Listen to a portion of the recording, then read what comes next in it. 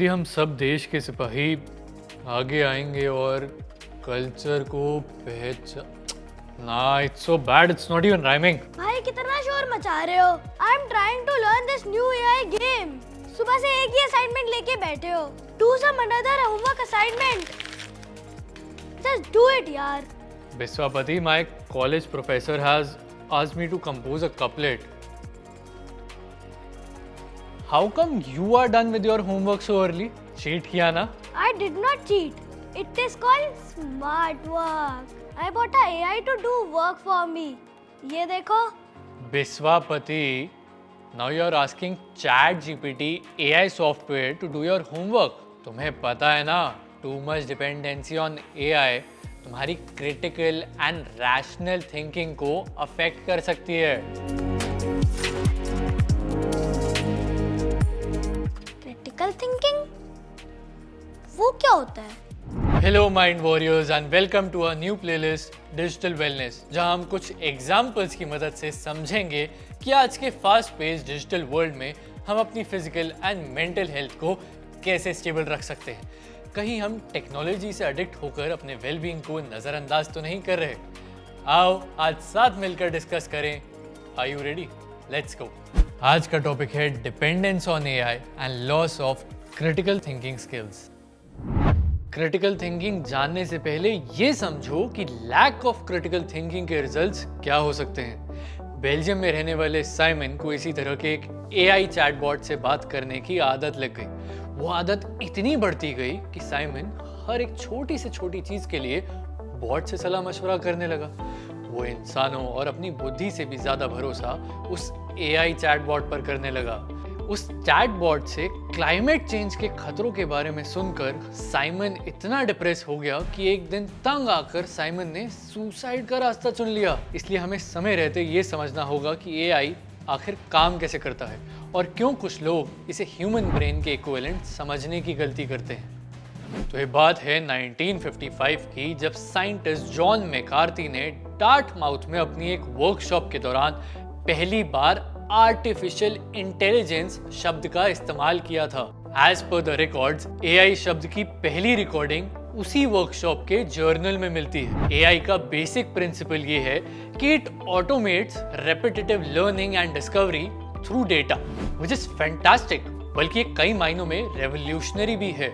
लेकिन जैसा कि famous entrepreneur and science expert Elon Musk ने अपने एक इंटरव्यू में कहा है कि it's important for us to have a referee and we need to ensure that companies take actions that are safe and in the interest of general public. For example, the use of AI in the military poses a significant risk, क्योंकि इससे ऐसे weapon of mass destruction बनाए जा सकते हैं जिनके operation में human intervention बहुत कम या ना के बराबर हो। और ऐसे वेपन्स का इस्तेमाल हमारे प्लैनेट के लिए, ह्यूमन लाइफ के लिए बहुत भयानक हो सकता है। But also on the other side, adaptive learning platforms एक परफेक्ट एग्जाम्पल हैं जिन्होंने पावर ऑफ आर्टिफिशियल इंटेलिजेंस को यूज करके education and learning opportunities create की हैं। For example, personalised language lessons, analysing a students progress and adjusting the curriculum accordingly for better understanding and retention. अब समझते हैं कि एआई ऐसा करता कैसे है।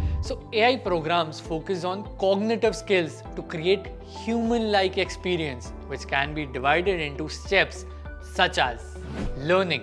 AI programming का ये हिस्सा फोकस करता है डेटा को एक्वायर करने और उसे एक सर्टेन रूल के तहत रन करने के लिए। कंप्यूटर साइंस में इन रूल्स को एल्गोरिदम भी कहा जाता है। फिर हम आते हैं रीजनिंग पर।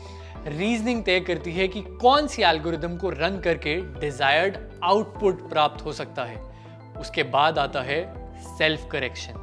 सेल्फ करेक्शन वो टेक्निक है जिसकी वजह से एआई प्रोग्राम लगातार अपने पिछले काम को एनालाइज करता है और उसमें की गई गलतियों को खुद ही सुधारता है। Creativity, existing networks, rules based systems, statistical methods और other techniques को यूज करके AI can generate new images, new text, new music and new ideas। अब देखा जाए तो कुछ हद तक तो हमारा ब्रेन भी ऐसे ही काम करता है। So in simple terms, critical thinking is the ability to effectively analyze information and form a judgment।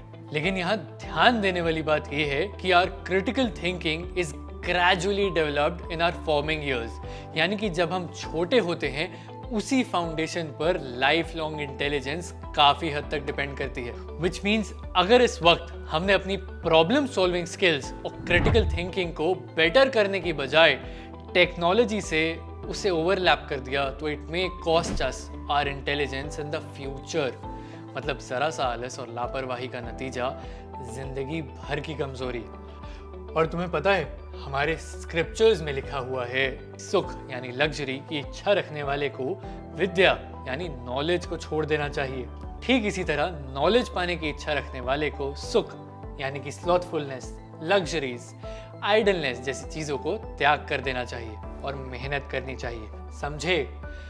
अब अगर तुम अभी से हार्ड वर्क को अवॉइड करोगे स्टडीज में, how will you attain knowledge? अगर तुम्हारे ब्रेन ने उस नॉलेज को प्रोसेस नहीं किया और सिर्फ एक जगह से कॉपी करके दूसरी जगह पेस्ट किया है, तो ऐसे करने से लॉन्ग टर्म में तुम अपने ब्रेन की processing and analysing and decision skills को, जिसे हम क्रिटिकल थिंकिंग भी कहते हैं, डेवलप नहीं कर पाओगे।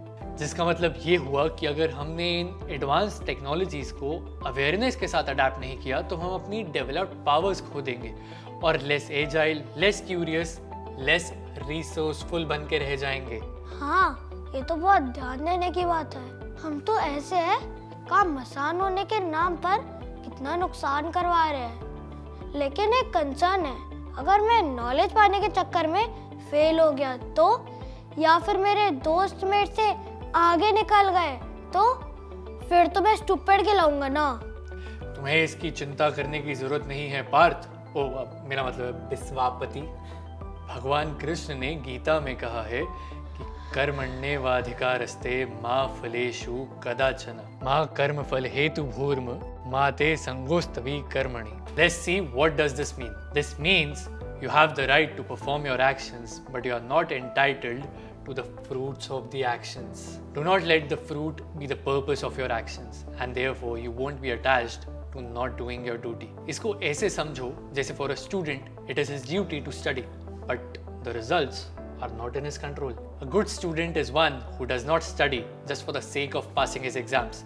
When he studies, he learns. Whether he passes or fails, he should not be too happy or too sad about it. If ever a student studies just for passing his exams, he has learned nothing, even if he has passed. But if he studies because he considers learning and studying as his duty, he won't even need to be worried whether he will pass or fail. And such students, as you have always seen, are most likely to pass their exams with flying colors. भाई मैं अभी जाकर अपना assignment rewrite करता हूँ।